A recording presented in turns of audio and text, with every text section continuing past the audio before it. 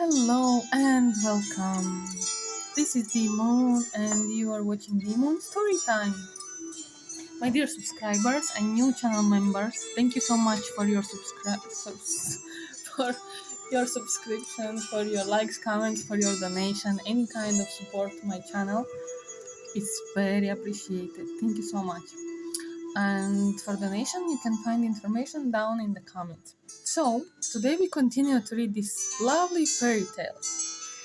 And today's story will be called Rumpelstiltskin. That's very difficult to spell it, but yeah, I try my best. Here is the cover drawing for this. So, fathers like nothing better than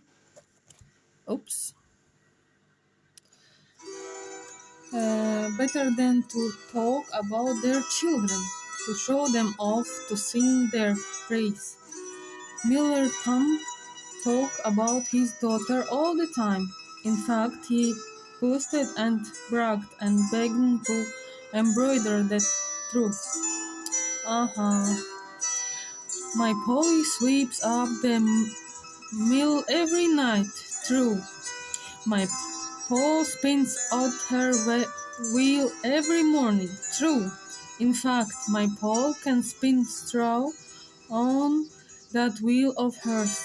Unlikely. Yes, yes. In fact, no word of a lie. My Paul can spin straw into gold. Oh dear. No. His friends at the inn were so astonished that one ran and told the lord of the manor. The lord told the king, "Send your daughter to the palace," said the letter delivered next day to the mill. By order of the king, Miller Thumb was thrilled. He must have heard how pretty you are and wants to marry you, he said to Polly. Don't be foolish, father, said Polly. She's realistical more than her dad. Kings don't marry country girls. Kings don't marry country girls. But she brushed her hair and went to the palace, and the king's eye flashed with pleasure at the sight of her. Come with me, he said, and with a grip disagreeably tight on her wrist, he led Polly to a small tuck room behind the stables. Strange place for a spinning wheel, thought Polly. I can't abide braggarts, said the king. Spin this bale of straw into gold by morning, or I shall cut off your father's head and put a stop to his boasting. Here comes punishment for lies. The door banged. The bolt should shut. The horses in the stable next door stamped their hard-shod feet. And Polly wept. Oh, father, father, what have you done? And what can I do to put it right? Spin straw into gold. It's never been done in the history of the world, and I'm not the one to do it first, but I am. From a bin of bent, discarded horse hose, a strange old man poked out, a poker long nose. It was as bent as a horse and red as rust. I'll do your spinning for you, at a price. What can I give you, except my thanks? Gasped Polly. That necklace of yours will do. And so the bargain was struck. Polly gave up her necklace, and the little man gave up his knight, spinning the wheel till it whistled. straws twined together, then fell from the spindle like golden wood shavings, curling and coiling on the dirty floor. Long before morning, the straw was all gone, and gold strewing covered the floor. The little spinner climbed back into his barrel, and Polly fell asleep. When the king opened the door, he stared. It was true. The miller was telling the truth.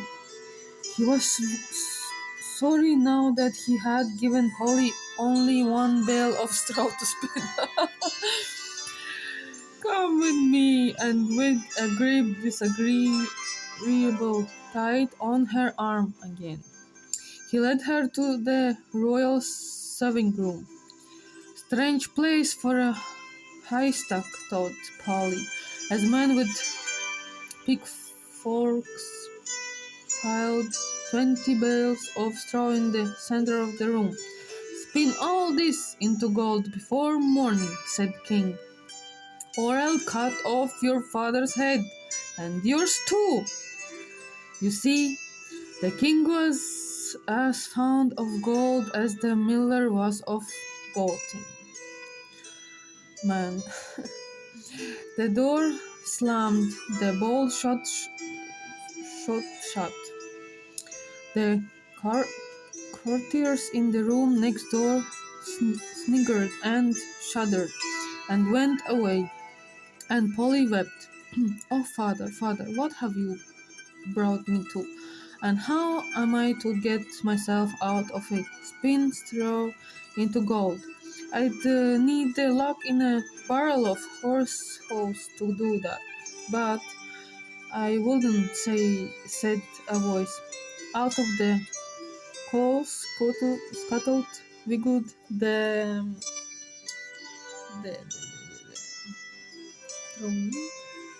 here they go again. The same little man spilling coals across the turkey rug. I'll do your spinning for you at a price, but what can I give you except my thanks? That bracelet of yours will do. So the bargain was struck. Polly gave up her bracelet, and the little man gave up a day and a night to spinning. The wheel spun so fast that it 3 feet danced on the floor. The spinner was gone when Polly awake, and the whole big room was carped in shoving of gold. When the king opened the door, he danced a little, cavern beamed. No fluke, no stroke of the eye. You really can spin straw into gold. Come with me. And holding her prisoner tight for fear she escaped him, he led her to the ballroom of the place. Behind them trotted the prime minister, carrying the spinning wheel. Men were pitching bale after bale of straw in through the windows, filling the vast hall from floor to ceiling. Spin this into gold by morning, and I shall marry you to my son, declared the king. No, I can't, Polly began to say, but the double doors slammed. Their bolts shut. The king's voice echoed back down the long corridor. Then you shall die, girl. Polly sat down and wept. Oh, father, father, what did I ever do to deserve this? Spin all this straw into gold? It would take all the magic in the land to do it, and I haven't one speck. But I have, said a voice, all from among the straw.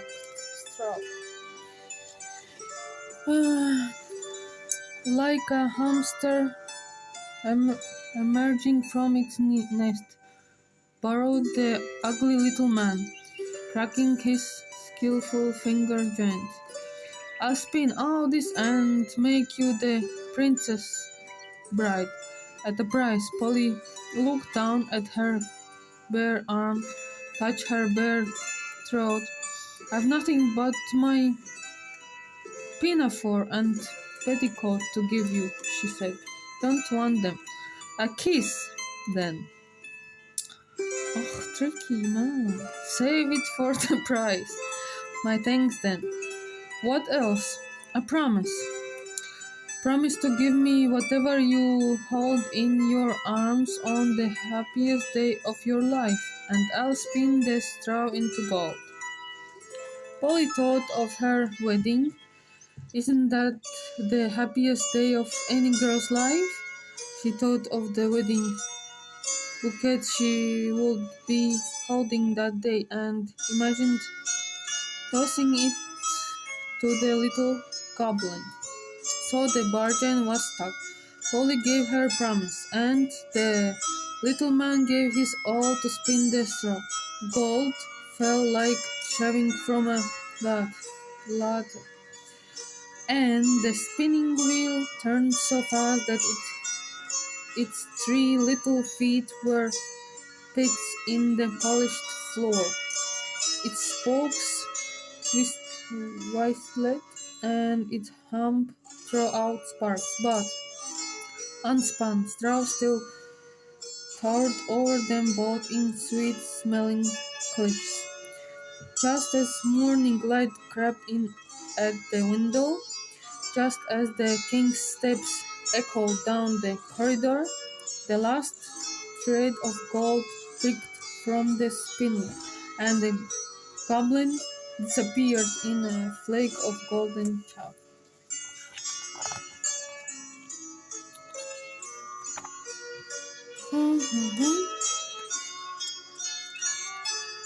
When the king opened the double doors, he had never seen so much gold in all his life. He skipped and jumped and clapped his hands.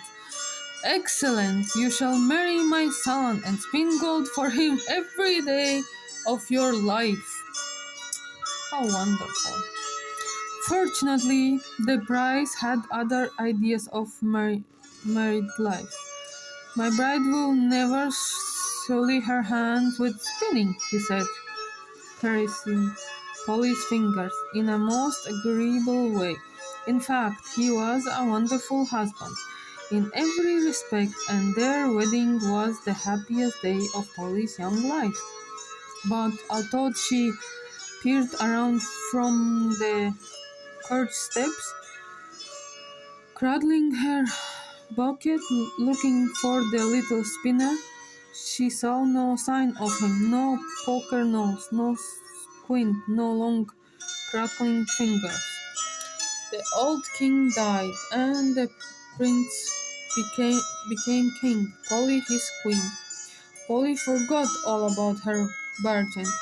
She was very happy. In fact, her happiness grew every day until 3 years later. Her baby son was born. Then, cradling him in her arm and gazing at his curling lashes and tiny, perfect hands, Polly realized that wedding days were nothing compared with joy like this. I'll take him now, said a voice, and out from the brand new cradle clambered the spinner, cracking his long, skillful finger joints. You swore to give me whatever you were holding in your arms on the happiest day of your life. Here it is, and here am I. Give me the child. No, no, cried Polly. Take anything, take all I have, but don't take my baby. I want nothing else. I, who can spin straw into gold. What else could I possibly want? All I ever wanted was the child. Now, waiting and work have brought round the hole and him over to me. That's the rules of the game. But it's not a game, cried Polly. Or if it is, why did I never have a chance to win? Oh, Spinner, Spinner, give me a fair chance in an unfair world. The spinner gave a hideous cackle and flexed his cackling fingers. Very well. I waited 3 years. I can wait 3 days longer. Here is a riddle for you to make the game fair. What's my name? What's the game? Search about, find it out. If you can, keep your wee man. If you can, then you shan't. 3 times I'll come. Then playing done, I keep your son. That's very scary.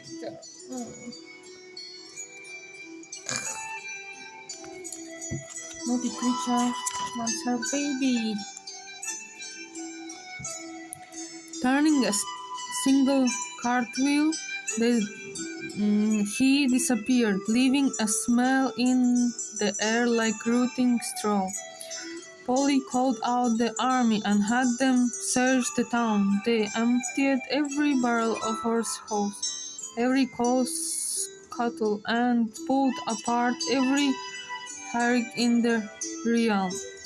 The young king offered reward and catered in every church register of christening. The goblin came back for the first time and they asked him, "Is your name Aaron or Bernard, Yves or Zachariah? Is your name Africa or India, Russia or France?" But he only laughed and disappeared. In a puff of flour, shrieking, guess again. You'll never guess.